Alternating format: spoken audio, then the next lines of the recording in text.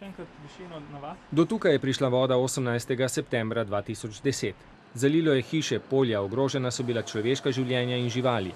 Pristojne službe so reševale, kar se je rešiti dalo. Vsi od občine do države pa so obljubljali, da bodo vodotoke sanirali in za njih v prihodnje skrbeli, a se ni posekala niti kanela. Stojim v strugi enega od kanalov, ki teče v Dragonjo, in tu sredi kanala rastejo tudi 5 in več centimetrov debele akacije. Za čiščenje Dragonje je Agencija Republike Slovenije za okolje izbrala koncesionarja, podjetje Dravo iz Maribora. Jaz vidim problem v tem, da je koncesionar edini, ki ima možnost to narediti preko države, v bistvu iz štajerskega konca, se pravi, ni domačin, ne čuti tega problema, tako verjetno tudi ne dobi denarja in zato se ni počistilo prav nič. Mahničeva dodaja, da se je takrat za povrnitev škode res hitro našel denar, čudi pa jo, da ni denarja za preventivo. Leta 10 se je ženska skorajda utopila v svojem avtomobilu. Gasilec, ki ji je rešil življenje, se ob pogledu na zaraščene jarke boji ponovne katastrofe. Vsekakor si tega ne bi želel doživeti, ne jaz, ne ostali gasilci, ki smo tisto noč tukaj res se nagarali, tako kot vsi ljudje, ki so obupano kričali na pomoč. Država pravi, da denarja ni, ob vseh brezposelnih, možnih javnih delih in dobri volji bi se rešitev morala najti. Ta del struge je v 4 mesecih očistil sam občan Sečovelj, upokojenec Silvo Opara. Tu štirje ljudje bi od tukaj do mejnega prehoda, jaz mislim v enih 3-4 tednih, tu mogoče mesec, bi vse počistili. Država pa pride dol z mehanizacijo, 3/4 poruši namesto, da popravi. Pred leti so za jarke skrbeli najemniki in lastniki zemlje in takšnega zaraščenega jarka med dvema vrstama breskev ni smelo biti. Če država res nima denarja, naj se, pravijo na krajevni skupnosti, ponovno uvede že preizkušen sistem. Če se ne stori nič, pa lahko le čakamo na ponovno povodenj.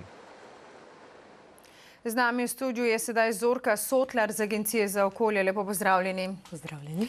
Torej, kmetje in gasilci opozarjajo, da je struga Dragonje s pretoki povsem zanemarjena. Ali delite mnenje? Torej, dejstvo je, da je struga reke Dragonje od mejnega prehoda Sečovlje gorvodno, tako rekoč v naravnem stanju, tudi v Naturi 2000 in je seveda podvržena naravnim procesom zaraščanja, katerih posledica je pa vsekakor poslabšanje pretočnosti in s tem tudi seveda poplavne varnosti tega območja. Na Agenciji za okolje se zavedamo tega problema, zato je oddelek povodja jadranskih rek z morjem že pred leti naložil javni službi oziroma koncesionarju VGP Drava pripravo projektne dokumentacije oziroma idejne zasnove vzdrževalnih del na tem območju reke Dragonje, kjer bodo vsekakor morale biti tudi upoštevane naravovarstvene omejitve. Kje pa tiči razlog za zanemarjenost? Videli smo v prispevku, da je ponovno vse zaraščeno. Zadnja leta je žal vedno večji problem v tem, da Agencija za okolje zaradi omejenih finančnih sredstev oziroma proračuna ne uspe pokrivati vseh prioritet oziroma vse problematike na celotnem območju 10 občin, ki jih pokriva naš oddelek. No, domačini, kot smo tudi videli v prispevku kolega, negoduje nekako nad izborom koncesionarja, češ da ne pozna območja, tudi ni od tu, nekako ne čuti s tem območjem. Je to res? Kaj vi menite? Temu ne morem pritrditi, saj gre za strokovno usposobljenega in izkušenega izvajalca, ki seveda zaposluje tudi strokovni kader, ki je izkušen za tega prostora. Torej, obseg del je pa dejansko odvisen od dodeljenih proračunskih sredstev, ki pa, kot sem že prej povedala, nikakor ne zadoščajo za pokritje vse problematike. Koliko sredstev bi pa potem potrebovali za rešitev te težave? Za rešitev tega bi pravzaprav potrebovali še enkrat toliko sredstev, kot se nam jih dodeli. Namreč tukaj gre za težavo v izvajanju rednih vzdrževalnih del, poleg vsega ostalega, kar pravzaprav še sodi pod upravljanje z vodami.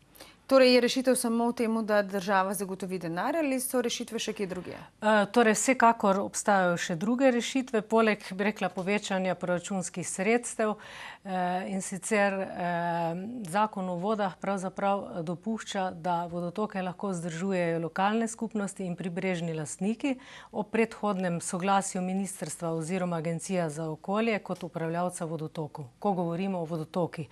Vsekakor pa bi tukaj mogoče še dodala, da tudi ostali, bi rekla, uporabniki tega prostora morajo enako redno vzdrževati svoje sisteme. Hvala za pojasnilo in srečno.